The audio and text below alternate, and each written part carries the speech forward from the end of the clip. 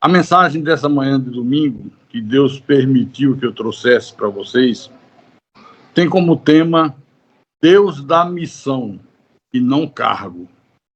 Deus dá missão e não cargo. Abra a tua Bíblia em Lucas capítulo 22, versículo 26. Esse é o texto que dá suporte ao tema. Lucas capítulo 22, versículo 26. Toda a igreja já encontrou? Posso ler, irmãos? Todos já encontraram aqui? Lucas capítulo 22, versículo 26. São palavras do Senhor Jesus Cristo. Mas vós não sois assim. Pelo contrário, o maior entre vós seja como o menor, e aquele que dirige seja como o que serve. Vamos orar ao nosso Deus para que o Espírito Santo nos dê discernimento, compreensão sobre essa palavra. Oremos ao Senhor agora. Feche os teus olhos, cubra a tua cabeça.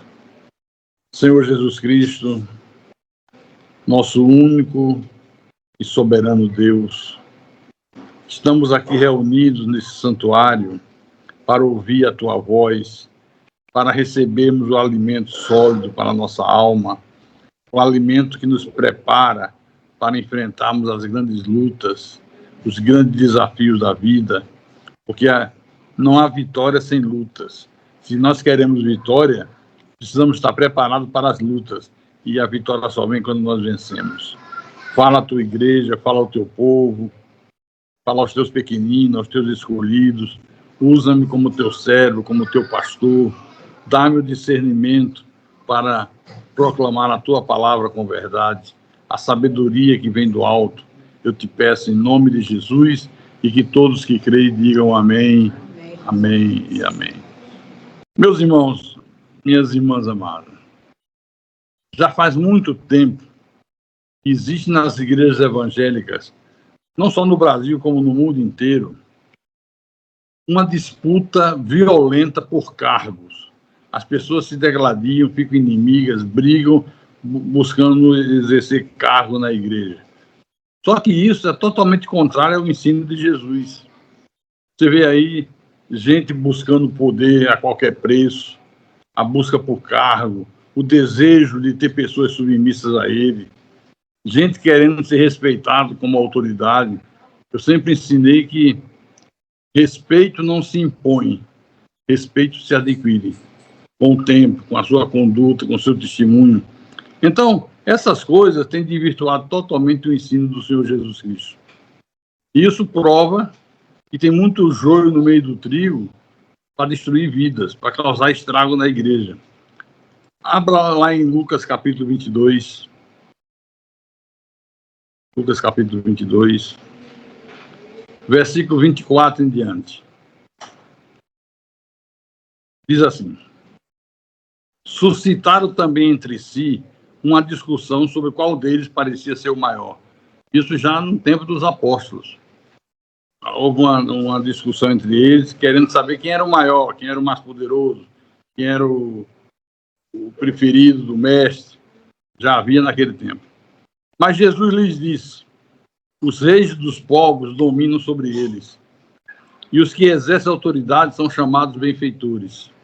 Mas vós não sois assim. Pelo contrário, o maior entre vós seja como o menor, e aquele que dirige seja como o que serve. Pois qual é maior? Quem está à mesa ou quem serve?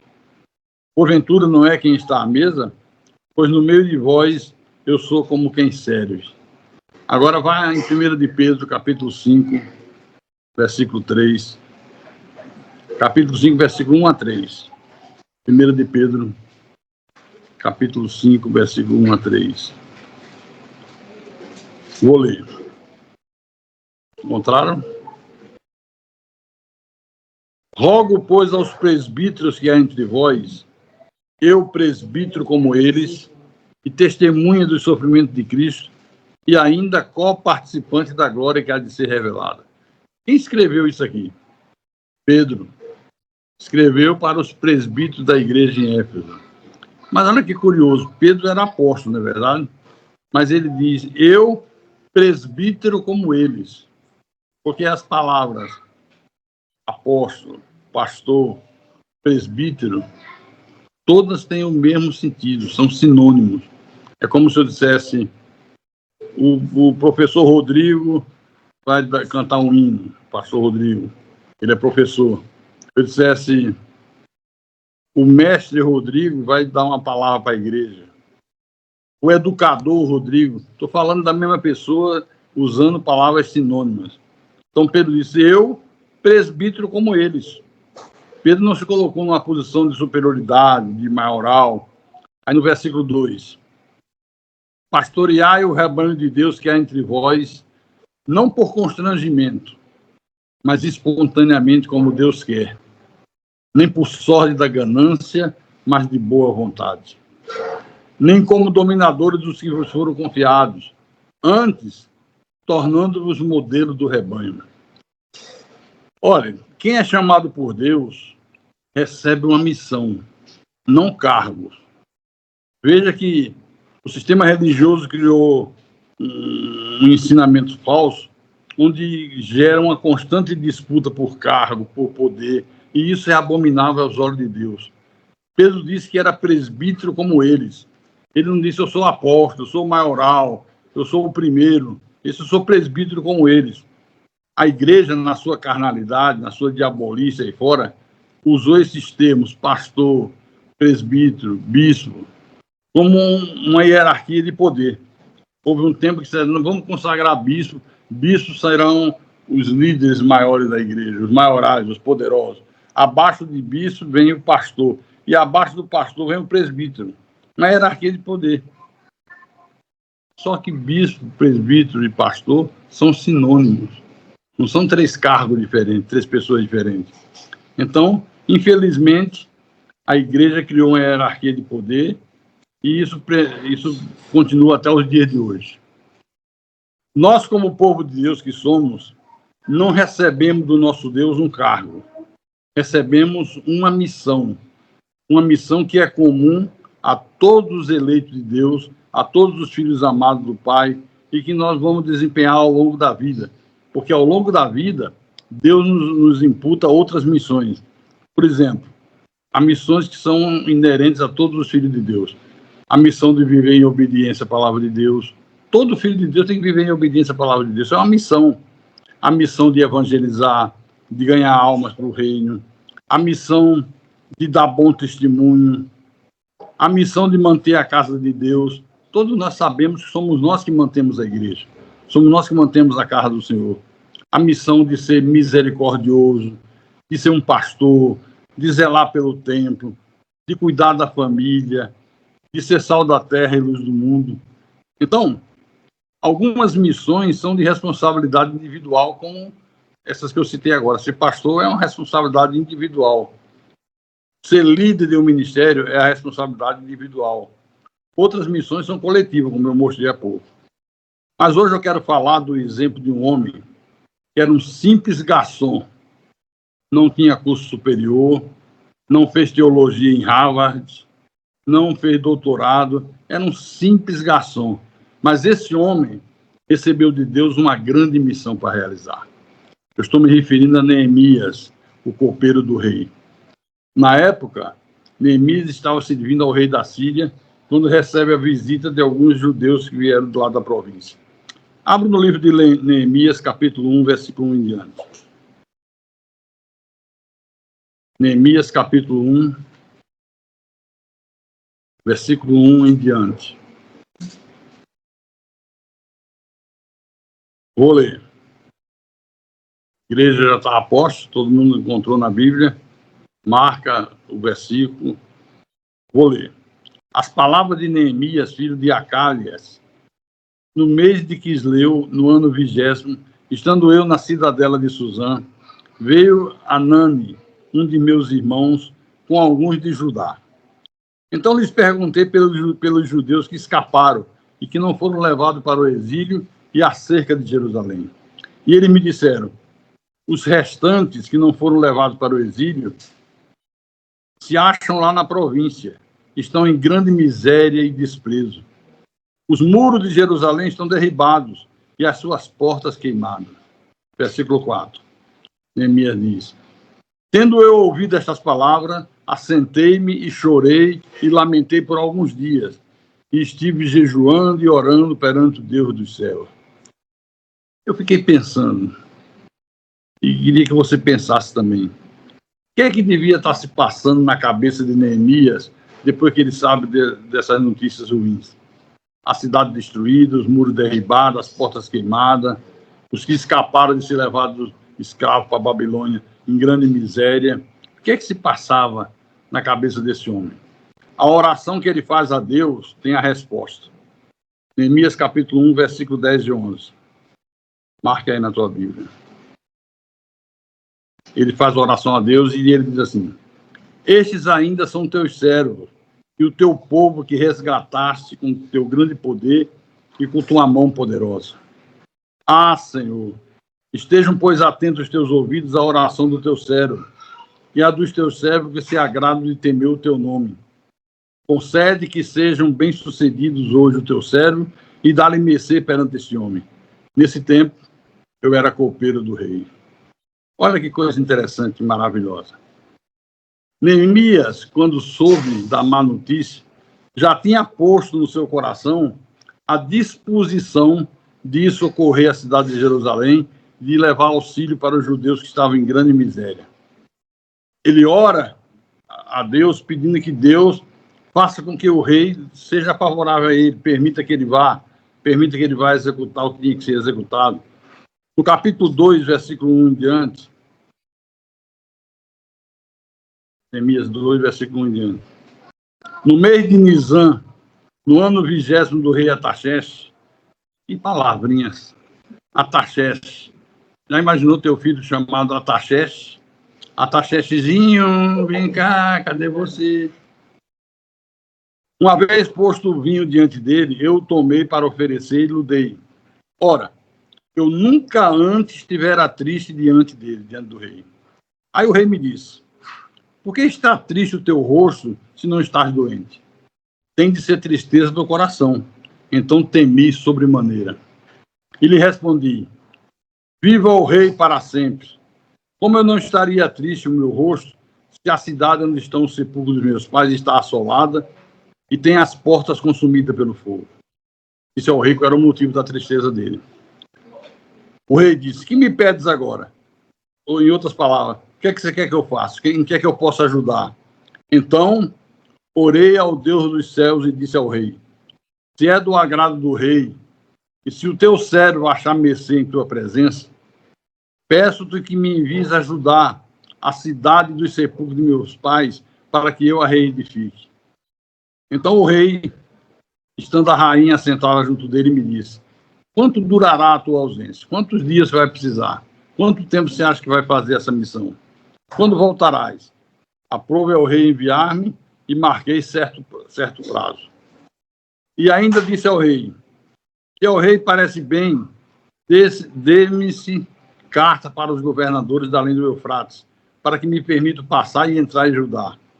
Como também carta para Asaf, guarda das matas do rei, para que me dê madeira para as vigas das portas da cidadela do templo, para os muros da cidade e para a casa em que deveria alojar-me. E o rei mas deu, porque a boa mão do meu Deus era comigo. Então fui aos governadores da além do Eufrates e lhe entreguei as cartas do rei. Ora, o rei tinha enviado comigo oficiais do exército e cavaleiros.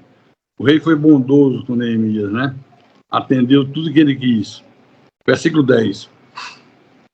Disto ficaram sabendo Sambalate, o horonita, e Tobias, o servo amonita, filho do diabo. E muito lhe desagradou que alguém viesse a procurar o bem dos filhos de Israel. Então eu vou repetir. Neemias não recebeu um cargo. Ele recebeu de Deus uma missão. Sua missão não foi apenas restaurar os muros da cidade de Jerusalém. Porque naquela época, quando ia se edificar uma cidade, primeiro se construía os muros. Depois dentro a cidade. Que os muros eram a proteção contra os inimigos. Então, sua missão não foi apenas restaurar muros, mas principalmente restaurar a espiritualidade de toda a nação de Israel. restaurar espiritualmente todo aquele povo. Olha como era importante essa missão. Neemias, você vê no texto, não se contenta somente em erguer estruturas de concreto, de rocha, de pedra.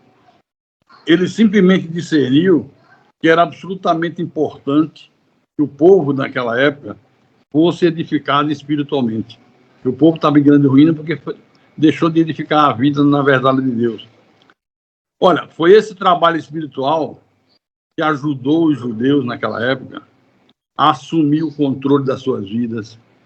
O trabalho espiritual que Neemias fez, edificou o povo espiritualmente, fez com que os judeus assumissem as suas terras, tivesse consciência do seu destino como povo de Deus.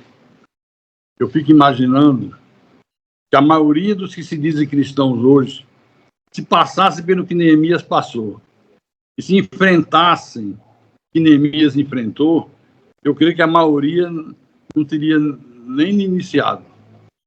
Não dá para mim, é difícil, é muito arriscado, já destruíram a cidade, destruíram as portas, vão acabar me matando, que hoje é o que a gente mais vê, são gente dando desculpa.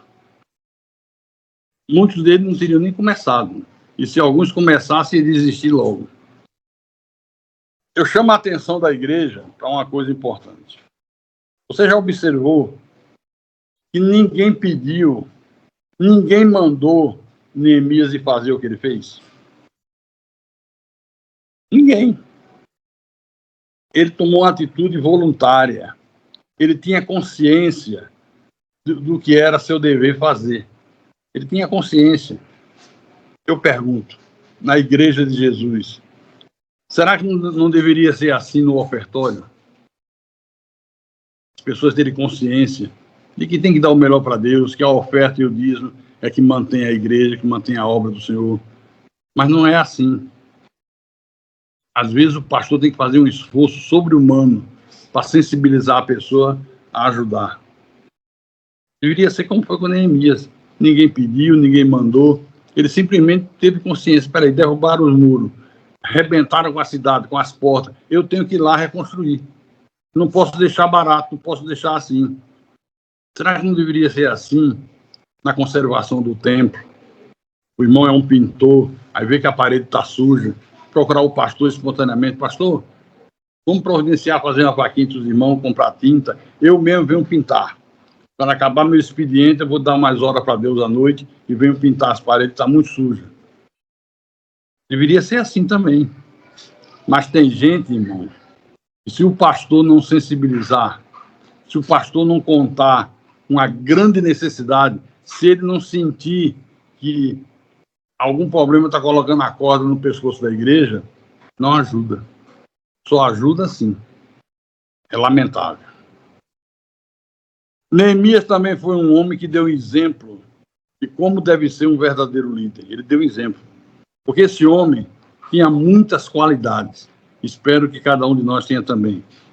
Que qualidades, pastor? Ele era um homem humilde, um homem motivado, um homem que confiava na soberania de Deus, na vontade soberana do Pai, um homem cheio de iniciativa, dotado de uma fé extraordinária, um copeiro do rei, e se propôs a desempenhar uma missão como essa. Ele não era um engenheiro, ele não era um arquiteto, ele não era o dono de uma construtora. Como é que ele ia assumir um peso tão grande? Destemido, organizado, um homem obediente, um homem justo. Então, veja, apesar da urgência da obra, de reconstruir os muros, de colocar portas novas na cidade, Neemias não começou construindo muros. Ele não iniciou construindo muros. Ele primeiro construiu pontes. Pontes significa eu criar situações para ter um relacionamento bom com você, para que a gente se relacione bem. Como é importante na nossa vida construir pontes. Então ele foi criando pontes entre eles e os judeus que não haviam sido levados para o cativeiro. Foi mantendo relacionamento, foi fazendo as pessoas verem que ele era sério, que ele tinha boas intenções, que ele estava com uma missão dada por Deus. Então ele foi conquistando a confiança dos judeus, e à medida que conquistava a confiança, ele recrutava os judeus para trabalharem junto com ele. Lembre no capítulo 1, no versículo 10, nós lemos ainda há pouco, diz: disto ficaram sabendo Sambalate o Horonita e Tobias o servo amonita, e muito lhes desagradou que alguém viesse a procurar o bem dos filhos de Israel. Enquanto a cidade estava em ruínas, ninguém se levantou contra. Mas bastou Neemias decidir colocar mãos à obra, fazer o que tinha que ser feito, para que se levantasse adversários, para que se levantasse obstáculos, tentando impedir que ele fizesse a obra. É assim na nossa vida também. Enquanto você não faz nada pela tua vida espiritual, ninguém te persegue. Quando você começa a fazer, cuidar da vida espiritual, começam os problemas. E vou dizer mais, só tem um jeito de você não ser perseguido como cristão. Só tem um jeito, só tem uma maneira. Qual é? Ficar de braços cruzados. Não faça nada. Tem pessoa que não faz nada e não quer que você faça. Além de não fazer, ainda vai atrapalhar você. Enquanto você está no comodismo, longe de Deus, vivendo uma vida mundana, nada se levanta contra você. Mas é só você tomar a decisão de reconstruir o teu relacionamento com Deus, ou de construir um relacionamento com Deus, pronto. Se levanta todas as forças do inferno para tentar prejudicar a tua vida com Deus. Mas, meu irmão, minha irmã, faça como esse homem aqui. Diga: estou fazendo uma grande obra, de maneira que não posso parar, enquanto eu faço a obra de Deus, Deus vai fazendo uma obra na minha vida. Enquanto você faz a obra de Deus, Deus vai trabalhando na tua vida, na tua família. Veja o que diz Neemias no capítulo 4, versículo 19. Esse homem era fantástico. Foi um homem fantástico. Neemias 4, 19. Ele diz assim: grande e extensa é a obra, e nós 4:19. Eu comecei depois. É porque eu peguei a segunda parte do livro. Ok? Grande e extensa é a obra, e nós estamos apartados do muro, longe um dos outros. No lugar onde ouvi o som da trombeta, ali vos ajuntarei conosco. O nosso Deus pelejará por nós. Olha o que esse homem disse. Nós estamos distantes, apartados uns dos outros. Quer dizer, Neemias sabia que seria muito mais difícil se não houvesse pontes, se não houvesse união, se não houvesse unidade entre os irmãos. Tem que haver unidade na igreja, tem que haver união. Nós somos o corpo de Cristo. No nosso corpo, cada membro tem uma missão, tem uma função. Não é assim? Espiritualmente também é a mesma coisa. Então ele percebeu, se não houver união, se não houver todos num só pensamento, num só propósito, vai ser muito difícil fazer essa obra. Na igreja de Jesus, nós todos somos iguais, mas apenas temos missões diferentes para realizar. Eu tenho uma missão, você tem outra, a pastora Sandeli tem outra, Dona Maria tem outra, pastor Eli tem outra, Rodrigo tem outra, Misael tem outra missão. Cada um tem missões diferentes, mas ninguém é superior a ninguém. Tem que haver união, tem que haver uma amizade verdadeira entre nós. Todo mundo ajudando todo mundo preocupado com todo mundo pronto a estender a mão para todo mundo.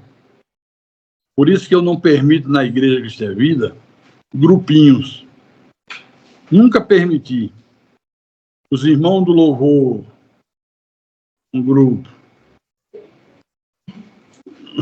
Os diáconos, o grupo dos amigos do pastor, o grupo das amigas da mulher do pastor. Eu nunca permiti isso. Uma vez em Fortaleza, eu ouvi alguém falando: sábado nós vamos comer uma pizza, o grupo de louvor vai comer uma pizza. Eu digo: peraí, daqui a pouco vai ser uma igreja dentro da outra. Tem várias igrejas dentro de uma só. Não é assim. Os irmãos vão comer uma pizza. Então, se vocês querem comer uma pizza, convida outros. Não precisa ser só para o grupo fechado, só para o grupo do louvor vai comer pizza. Aí fica aquele nicho, sabe? Só aquele grupinho ali. Não, eu nunca permiti isso. Nunca. A igreja é uma só. Então fica a lição. Construa pontes por onde você passar na tua vida. Na igreja, no trabalho, no teu relacionamento com os teus vizinhos. Seja onde for, construa pontes. Nunca construa nada que crie uma separação entre você e Deus ou entre você e outras pessoas. Nunca. Cuidado com o teu procedimento. Neemias, quando soube da má notícia, qual foi a primeira coisa que ele fez? Colocar diante de Deus as suas necessidades. Ele fez um desabafo com Deus. A oração de Neemias é um desabafo. Ele fez o que Paulo ensinou à igreja em Filipenses capítulo 4, versículo 6. E ele não conhecia ainda o apóstolo Paulo. Neemias, Velho Testamento, Paulo, Novo Testamento. Mas olha como a palavra é una. Vou ler. Filipenses 4, 6. Não andeis ansiosos de coisa alguma. Em tudo, porém, sejam conhecidas diante de Deus as vossas petições, pela oração e pela súplica com ações de graça. Sejam conhecidas diante de Deus os vossos pedidos, as vossas necessidades. Então, na hora da necessidade, dobre o teu joelho, fale com o Todo-Poderoso, fale com aquele que até o mar e o vento lhe obedecem. Ele ouve, ele é real, ele está no nosso meio, ele está na nossa vida, ele intercede por nós. Outra coisa que Deus nos mostra aqui é que Neemias era um homem que tinha um grande amor pelo próximo. Grande amor pelo próximo. Um coração cheio de bondade. Um homem cheio de misericórdia. Por isso que ele pergunta pelos irmãos que escaparam do cativeiro. Como é que estão os irmãos que não foram levados cativos? Como é que eles estão? E aqui o Espírito Santo nos ensina uma lição importante. Preste atenção. Nunca deixe que os dias bons da tua vida roube a tua empatia e o teu amor pelo teu próximo. Vou explicar. Você pode estar vivendo dias bons, nenhum problema, está chovendo na tua horta, as portas estão se abrindo, dinheiro está entrando, está comprando roupa nova, trocando de carro, está tudo às mil maravilhas. Cuidado. Nesse momento dos dias bons, não se esqueça de abençoar o próximo. Deus vai sempre colocar pessoas que precisam de ajuda para que a gente abençoe. Estenda as mãos para pessoas que precisam de você. Porque as pessoas têm a péssima mania de quando estão vivendo dias bons e esquecem dos outros. O egoísmo prevalece. Só se preocupa com o seu próprio umbigo. O povo de Deus não pode ser assim. Então Neemias perguntou para seu irmão Anani sobre o estado em que se encontrava a cidade de Jerusalém. Olha, da mesma maneira que Neemias perguntou sobre Jerusalém, pergunte sobre as pessoas. Como é que está aquele irmão que operou? Como é que está aquela irmã que sofreu um acidente?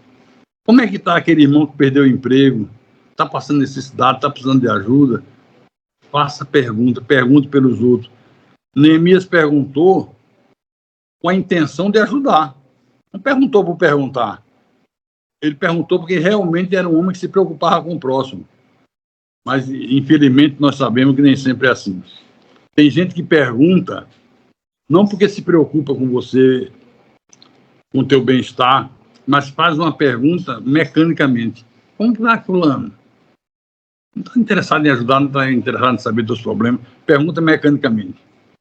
Eu digo sempre que a minha oração é para que toda vez que perguntarem sobre você, essas pessoas venham ouvir as boas novas a teu respeito.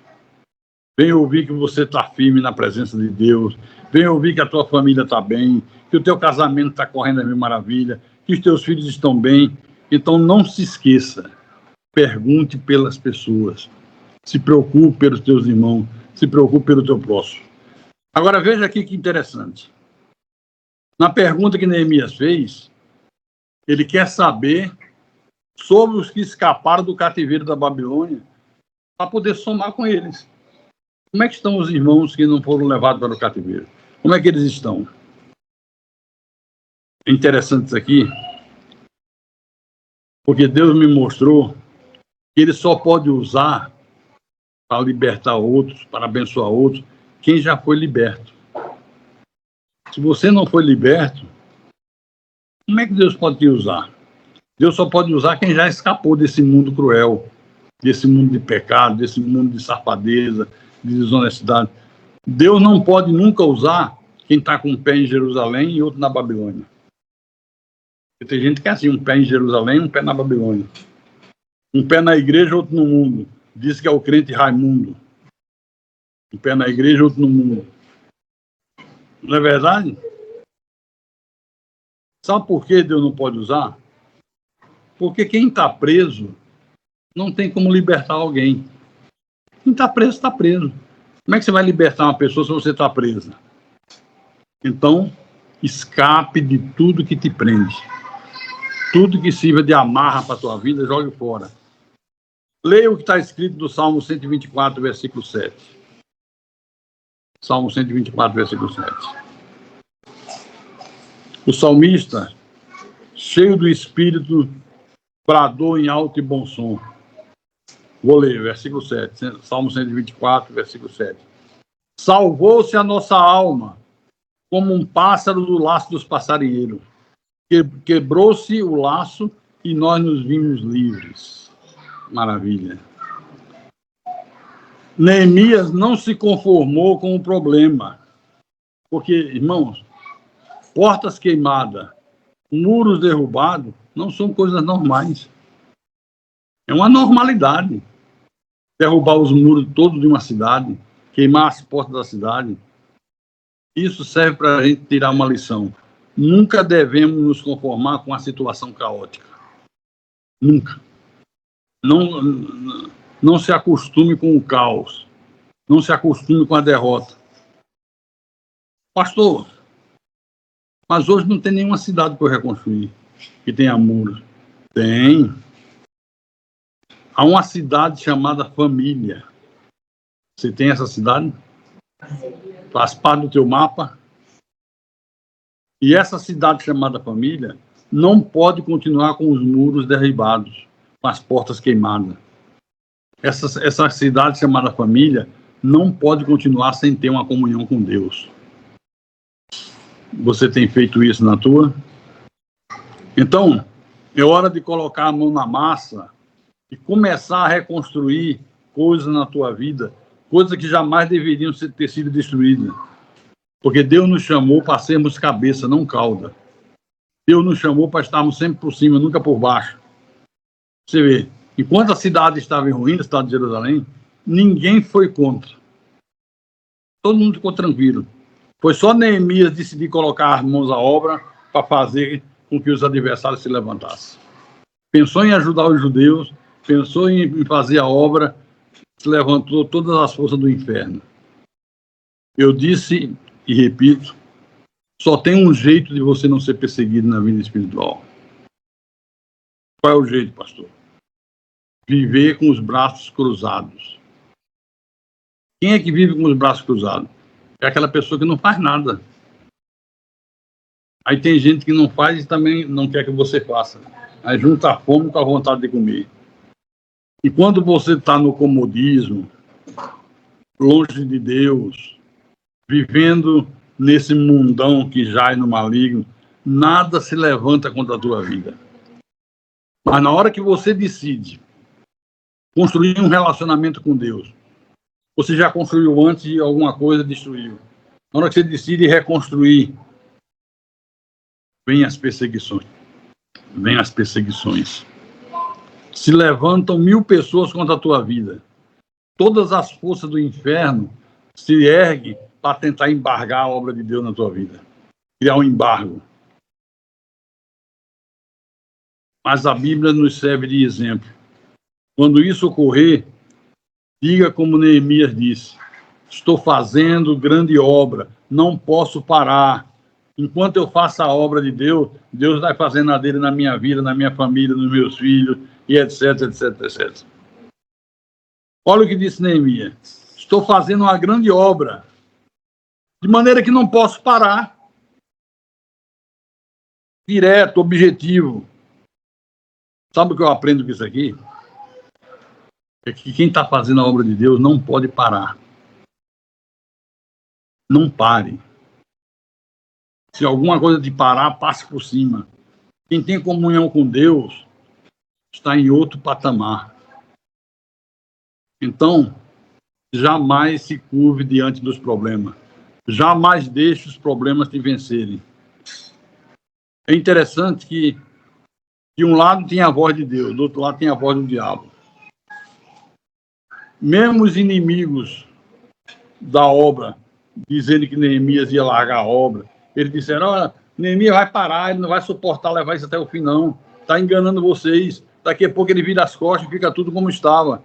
Mesmo os inimigos dizendo que ele ia largar a obra, mas ele orava, mas ele pedia forças a Deus, mas ele pedia para Deus fortalecer as suas mãos. Então, preste atenção. Ouça só a voz de Deus. Escolha ouvir a voz que vem do alto. Essa voz que você está ouvindo aqui é minha, do pastor Carlos. Mas a palavra é a palavra do Deus Todo-Poderoso. Eu sou apenas um instrumento. Escolha ouvir a voz que te coloca para cima. Porque a voz que vem de baixo, a voz dos filhos do diabo, só te coloca para baixo. Só cria problema na tua vida. Não agrega valor nenhum. Nós vimos que Neemias ficou profundamente triste, chorou vários dias, só em saber da notícia de como estava a cidade de Jerusalém e como estavam os seus irmãos judeus. Tem pessoas que, quando estão tristes por qualquer motivo, não conseguem mais funcionar. É como um carro que a bateria descarregou. Não consegue ligar. O motor de arranque não funciona. Tem gente que é assim. Só que Neemias sabia que tanto o muro quanto as portas eram coisas absolutamente fundamentais para proteger a cidade, garantir que eles voltassem a prestar o culto a Deus em segurança. Neemias tinha consciência disso. É prioritário construir os muros, construir novas portas, para que a gente possa cultuar a Deus em segurança. Esses muros aqui derribados falam de segurança. Não adiantava nada o templo estar pronto, dentro das muralhas, se não tinha muralha para proteger dos inimigos.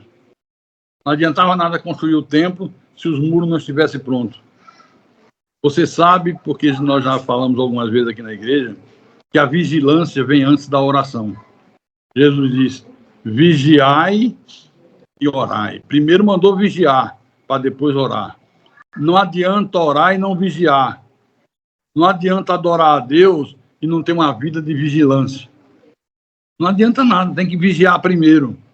E quando ele fala aqui das portas queimadas, portas falam de autoridade. Por exemplo, uma casa sem porta é uma casa vulnerável. Qualquer hora o ladrão entra, o cara passa ali na rua, eita, a porta está aberta. 2 da madrugada, todo mundo dormindo, vou entrar lá. Fica vulnerável. É um lar vulnerável. Então, exerça a vigilância necessária para você não cair. E use a autoridade que você tem como filho de Deus para repreender todo o mal. Ele diz, eis que eu vos dou poder e autoridade. Você tem poder, você tem autoridade para repreender o mal. Pastor, mas não foi Neemias que derrubou os muros. Eu sei que não foi. Ele também sabia. Mas ele não estava preocupado com isso, irmão. Não estava preocupado com quem derrubou. Neemias não ficou procurando desculpa para não fazer o que ele fez. E tem gente que fica procurando desculpa. Eu bem que podia ajudar, mas não fui eu que fiz, não fui eu que causei esse prejuízo. Problema deles lá. Neemias não estava procurando culpados. Para Neemias, o mais importante era reconstruir o que foi destruído. Não importa quem destruiu. O que importa é que eu tenho que reconstruir os muros, a cidade tem que estar protegida. Não importa que tipo de erro ou pecado derrubou um irmão na fé. Às vezes a pessoa é derrubada por um pecado, por um erro, por um momento de bobeira. Mas nós estamos aqui para reconstruir o que foi destruído. O evangelho da graça de Deus é um evangelho de reconstrução do que foi destruído. Não é um evangelho de acusação, de dedos na cara. É um evangelho de reconstrução. Quem quer fazer, sempre encontra o meio de fazer. Quem quer. Ele se vira nos 30, mas ele faz. Agora, quem não quer fazer, encontra uma enciclopédia de desculpa. Aquela enciclopédia basta, de vários volumes, lembra? Grandona, naquele tempo se vendia. Encontra uma enciclopédia basta de desculpa. Porque não quer fazer. Então, Deus conta conosco para que nós possamos construir aquilo que destruíram, aquilo que derrubaram. Neemias chorou, mas não ficou inativo. Ele foi à luta. Ele foi fazer o que tem que ser feito. Então, você está entendendo que missão não tem nada a ver com cargo? Missão não é competição. Neemias não estava lá para ser melhor do que ninguém. Estava lá para ser o tal, a última ameixa do pudim. Sabe por quê? Porque Deus não levanta um ministério para competir com outro. Quando você vê dois ministérios se degladiando, pregam a mesma palavra, o mesmo Deus, a mesma doutrina, a mesma fé, não foi Deus que levantou. Deus não levanta um pastor para competir com outro, para ficar se engalfiando com o outro, visando o lugar do outro. Isso, se tem esse tipo de comportamento, não foi Deus que levantou. Toda pessoa que se levanta, querendo mostrar que é o mais forte, que é o mais inteligente, que é o mais sabido, que é o que tem maior conhecimento, na verdade está revelando ser o mais fraco. Sempre que você vê uma pessoa arrotando grandeza, eu conheço bem a Bíblia, eu faço, eu aconteço, eu tenho mais visão do que fulano, do que Beltrano.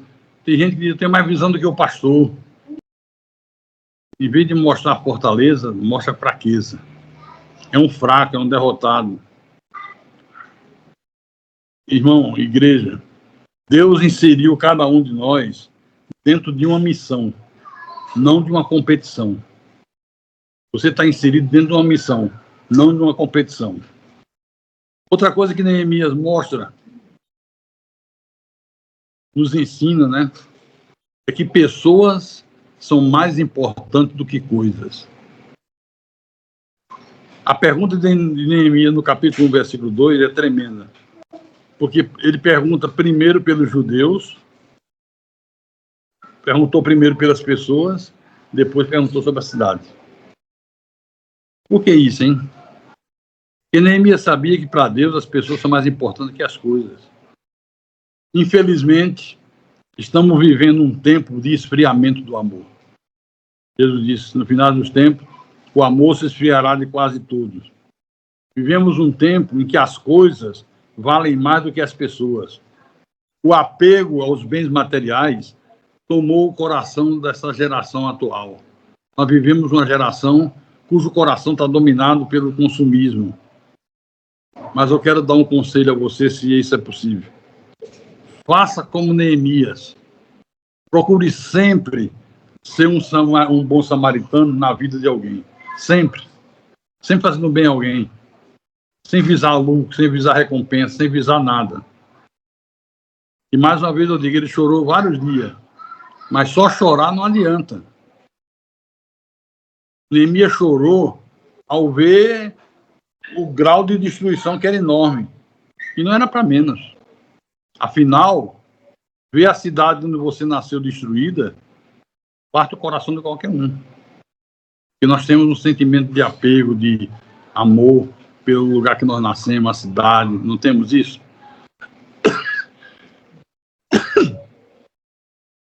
Então, quando Neemias vislumbrou a situação de Jerusalém, ele chorou. Porque a situação era caótica. E só chorar não adianta. Ele não ficou lá chorando. Pega mais um lenço, que esse aqui já está encharcado de lágrimas. mas um lenço, o dia inteiro chorando. Porque tem gente que é assim, né?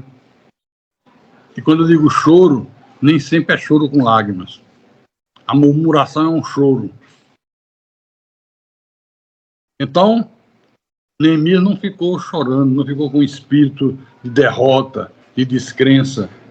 Ele mesmo vendo a situação caótica, ele se encheu de fé. Sabe por quê? Porque ele vivia confiando na promessa de Deus. Ele era um simples copeiro, mas ele sabia o Deus que ele cria.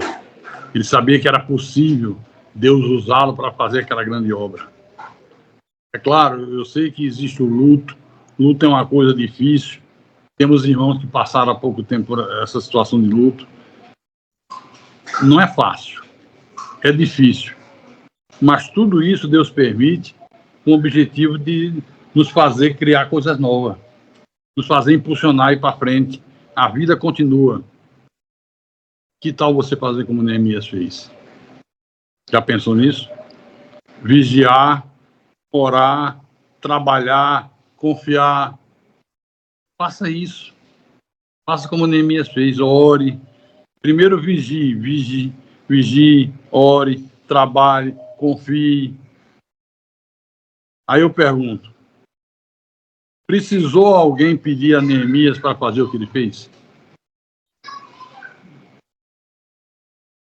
Deus não levantou um profeta e diz, vai lá e fala com Neemias, eis que eu sou o Senhor que te fala. Levanta-te, larga esse copo do rei e vai para Jerusalém reconstruir os muros. Vai edificar o teu povo. Precisou isso? Não. O próprio Neemias viu que precisava ser feito. Eu preciso reconstruir os muros da cidade. Eu preciso edificar, o povo está caído, o povo está lá embaixo, o povo está espiritualmente morto. Então, tomou uma atitude. Tem coisas, meus irmãos, que Deus não vai ficar pedindo para nós fazermos.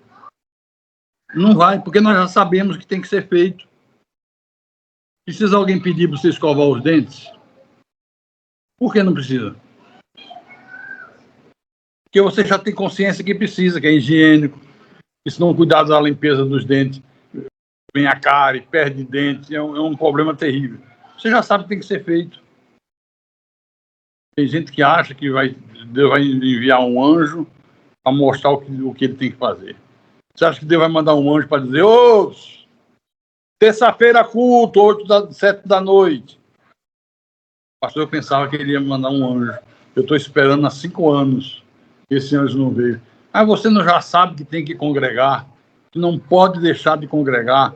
Você não já ouviu 500 mil vezes Deus falar isso aqui na igreja? Deus não vai mandar um anjo para dizer, ajuda a igreja, que a igreja precisa. Tem muitas contas, tem muita necessidade. Vamos trabalhar, vamos fazer o possível para dar o nosso melhor para Deus. Não. Ninguém mandou Neemias ir. Ninguém pediu para ele ir. Ele tomou a decisão por si só. E os inimigos tentavam a todo custo matar Neemias. Quando os inimigos viram que nada parava a obra, nada fazia Neemias desistir, armaram uma emboscada para matar Neemias dentro do templo. Mas o texto sagrado diz que Neemias, naquele momento, discerniu que não era Deus falando pela boca do profeta Semaías. Contrataram um profeta. Deus mandou você ir no templo, meio-dia, tal hora. Era uma cilada para matar Neemias. Neemias discerniu que era a voz do diabo. Olha o que ele disse no capítulo 6, versículo 12 e 13. Neemias, capítulo 6, versículo 12 e 13. Então percebi que não era Deus quem o enviara. Tal profecia falou ele contra mim, porque Tobias e Sambalate o subornaram. Para isto subornaram, para me atemorizar e para que eu assim viesse a proceder e a pecar, para que tivessem motivo de me infamar e me vituperassem. Que discernimento espetacular, né? Mandaram um profeta. Deus está mandando você ir tal hora lá no templo. Nós vamos fazer uma oração por você, vai ser maravilhoso. Qualquer um caía nessa armadilha. Neemias discerniu se tem coisa errada aí. Deus está me inquietando, tem alguma coisa me inquietando, que isso é uma cilada. E era uma cilada. Deus ministrou ao coração de Neemias um discernimento para ele enxergar que tinha na frente dele o laço do passarinheiro, uma armadilha. É quando ele diz: sinto muito, estou fazendo grande obra, não vou descer daqui para ir atender a chamada de vocês. Olha, meu irmão, que Deus nos dê esse discernimento, porque nós precisamos ter muito discernimento nessa vida. Há amigos que parecem amigos, mas não são amigos. Você tem que discernir isso aqui. Há portas que se abrem, mas são armadilhas para destruir tua vida espiritual, para destruir teu relacionamento com Deus, para destruir tua família. Então, cuidado. Abriu uma porta, foi Deus que abriu. Será que foi Deus que abriu? Deus não vai abrir porta para você viver uma vida espiritual relaxada. Deus não vai abrir uma porta para você trair tua mulher. Deus não vai abrir uma porta onde você tem que praticar desonestidade. Não, nunca, nunca, nunca, nunca, nunca. Então, Neemias se preocupou em tapar as brechas. A primeira coisa que ele fez foi tapar as brechas da muralha. Por que isso, hein? Porque o mal entra pelas brechas, não entra pelas portas. Pelas portas entra as ovelhas. Eu estava com a minha mensagem pronta e ontem de tarde alguém mandou para mim um post que eu escrevi aqui para não esquecer. Eu vou contar mais ou menos, que é um texto longo. Diz que lá no Oriente tinha um homem muito rico. Ele saía com seus animais, levando para pastar, para outras terras. E à noite ele parava, armava uma tenda pequena, cabia só ele, para se aquecer e se proteger do frio, que no deserto era cruel. De dia é um calor e assar qualquer pessoa. De noite é um frio de congelar. E quando ele estava lá deitado, teve um dia que ele olhou e viu um barulho, era um camelo rasgando um pouco a lateral da tenda. Ele disse: o que você está fazendo aí, seu camelo? Camelo: olha, não vou lhe prejudicar em nada, não. Eu estou botando só o meu nariz, que é a parte mais fria do meu corpo, quando eu sinto mais frio, só para proteger meu nariz do frio. O camelo, aquele bicão do camelo. No outro dia, à noite, ele escuta um barulho, não, que é isso?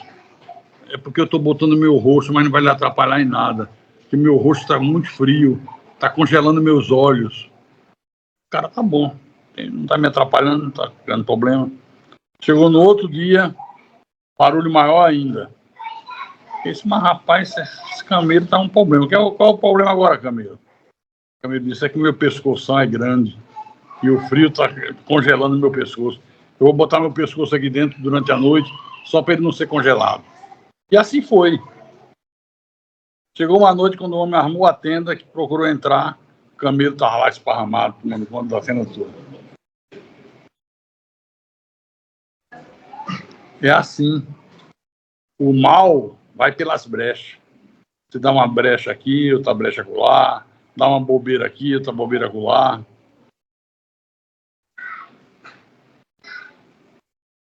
Veja Neemias capítulo 6, versículo 1.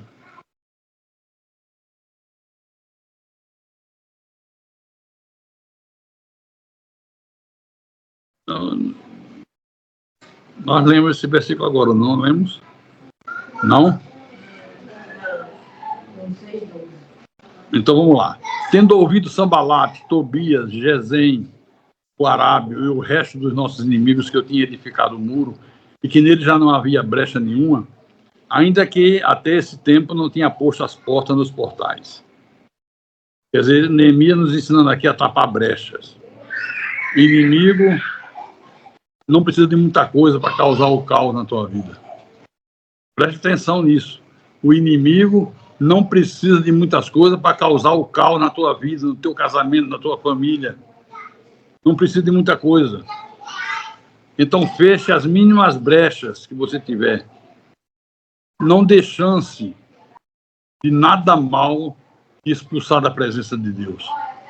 O álcool, as drogas, a prostituição, a desonestidade, a perversão sexual, a idolatria, a feitiçaria, o amor ao dinheiro, as más amizades, as más companhias.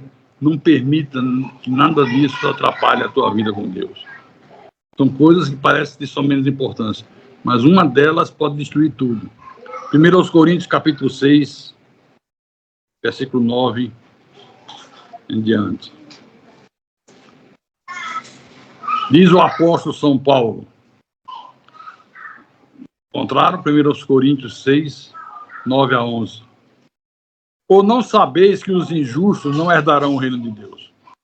Não vos enganeis, nem impuros, nem idólatras, nem adúlteros, nem efeminados, nem sodomitas, nem ladrões, nem avarentos, nem bêbados, nem maldizentes, nem roubadores herdarão o reino de Deus. Agora o versículo 11 é tremendo. Olha o que ele diz no versículo 11. Tais fostes alguns de vós, mas vós vos lavastes, mas fostes santificados, mas fostes justificados em nome do Senhor Jesus Cristo e no Espírito do nosso Deus. Grave bem o que eu vou te dizer, agora. Todo cristão é ex alguma dessas coisas horríveis que Paulo cita aqui. Paulo citou só um resumo. Todo cristão é ex alguma coisa. Ex-fofoqueiro, ex-gay, ex-ladrão, ex-adúltero, ex-idólatra, ex-macumbeiro, ex-umbandista, ex-qualquer coisa que não presta. Todos nós. Mas ele diz, nós fomos lavados pelo sangue do Cordeiro. Nós fomos santificados. O nosso espírito está santificado. A carne, não, é imperfeita. Por isso que a gente ainda peca, ainda erra, eventualmente. Mas o espírito está perfeito. Na cruz do Calvário ele nos santificou. Por isso que Paulo, quando escreve aos Coríntios, diz: a igreja de Deus que está em Corinto, aos santificados em Cristo Jesus, chamados para ser santos. Se está santificado, como é que foi chamado para ser santo?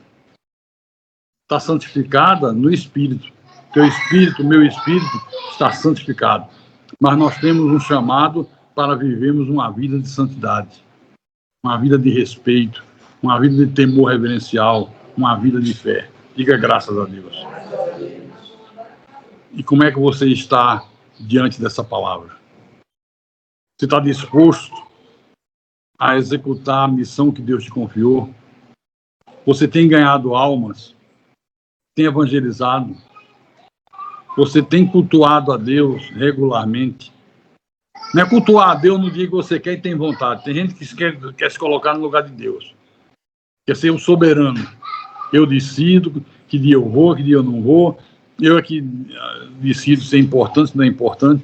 Nada disso, Nicolau. Nada disso, Nicolau. É Deus que decide. É teu dever, é tua missão evangelizar, ganhar alma, estar presente em todos os cultos, manter a obra de Deus, ser misericordioso, ser bondoso, estender a mão para os que caem e levantá-los. Normalmente, quando a pessoa cai, vem um monte de cima pisar, para cair e acabar de matar o resto. Não é o Espírito da Graça. O Espírito da Graça é levantar o caído, recuperar a ovelha perdida. E eu termino dizendo, quem tem ouvidos para ouvir, que ouça o que o Espírito falou à igreja nessa manhã do domingo. Em nome de Jesus, para a glória de Deus.